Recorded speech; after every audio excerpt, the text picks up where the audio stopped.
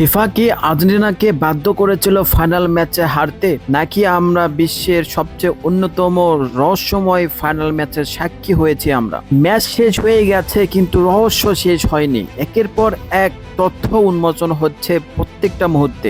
একের পর এক খেলোয়াড়ের রহস্যময় বক্তব্য, ডিপলের বিতর্কিত বার্তা, ফাইনালের মতো ম্যাচে মেসির পরিবারের অনুপস্থিতি, একের পর এক অস্বাভাবিক ইনজুরি, বিতর্কিত সিদ্ধান্ত, হাফ টাইমের আগেই গুরুত্বপূর্ণ খেলোয়াড়কে তুলে নেওয়াই কি রহস্যের উদ্ঘাটন হতে যাচ্ছে? টুর্নামেন্ট জুড়ে অসাধারণ পারফরমেন্স এবং ফাইনালে উঠে অস্বাভাবিক খেলায় এইসব কি শুধু কাকতালীয়, নাকি ফাইনালে পর্দার আড়ালে এমন কিছু ঘটেছিল যেটা আমরা জানতে পারিনি? এইগুলো বিষয় নিয়ে আজকে বিস্তারিত।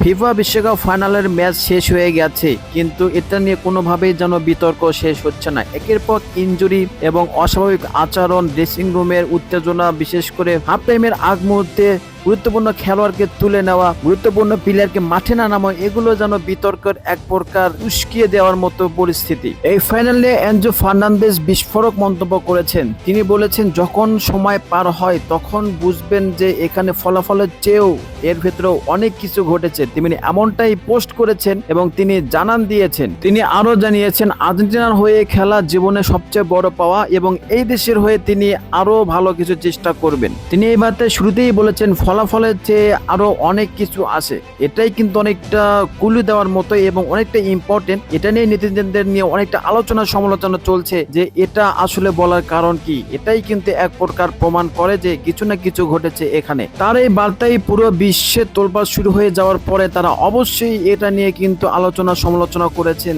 তারা অবশ্যই চিন্তা ভাবনা করেছেন যে আর্জেন্টিনার মতো একটা দল তারা শুরু থেকেই দারুণ খেলতেছিল এবং দারুণভাবে খেলে তারা ফাইনালে ওঠার পর স্পেনের সঙ্গে এরকম বাজেভাবে খেলবে, এটা কখনোই মেনে নেওয়ার মতো না। এটার ভিতরে অবশ্যই কোনো না কোনো কিন্তু আছে, নয়তোবা এরকম পরিস্থিতি হওয়ার মোটেও কাম্য ছিল না, এমনটাই নেটিজেনদের ধারণা। কেউ কেউ বলেছে যে আমরা জন্মের পর থেকে, যখন থেকে খেলা বুঝি সেই সময় থেকে আর্জেন্টিনা খেলা দেখছি এবং এখন পর্যন্ত দেখা পর্যন্ত আজকে বা ফাইনালে যে ম্যাচটা খেলেছে এরকম পারফরমেন্স বা হতাশাজনক পারফরমেন্স আমরা কখনো তার কাছ থেকে আমরা পাইনি। সবচেয়ে বড় বিষয়, লাউতারো মার্টিনেজ, যিনি পুরো টুর্নামেন্টে দারুণভাবে পারফরমেন্স করে এসেছেন, গোল করেছেন, তাকে 1 মিনিটের জন্য ফুটবল স্ক্রিনে দেখা যায়নি, মাঠে তো দূরের কথা। এগুলো নিয়ে অনেক রকমের কিন্তু প্রশ্ন রয়ে যায়। প্রিয় দর্শক, এইগুলো বিষয়ে যদি আপনারা জানার ইচ্ছা থাকে আবারও কমেন্ট করতে পারেন। পরবর্তী ভিডিওতে আমরা আবারও বিস্তারিত জানানোর চেষ্টা করব।